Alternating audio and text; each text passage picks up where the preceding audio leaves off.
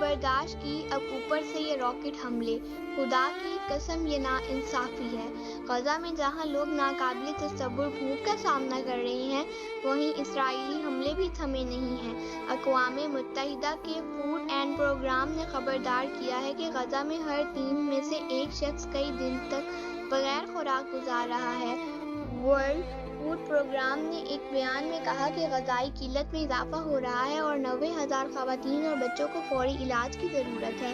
اسرائیل کے ایک سیکیورٹی اہلکار نے جمعے کو کہا تھا کہ اگلے کچھ دنوں میں غزہ میں ہوائی جہاز سے امداد پھینکنے کی اجازت دی جا سکتی ہے، لیکن امدادی ادارے پہلے ہی کہہ چکے ہیں کہ یہ طریقہ غزہ میں مدد پہنچانے کا مؤثر طریقہ نہیں ہے۔ اسرائیل نے مارچ کے شروع میں امداد کی ترسیل کی مکمل ناکہ بندی کر دی تھی اور 2 ہفتے بعد حماس کے خلاف اپنی فوجی کارروائی دوبارہ شروع کر دی تھی۔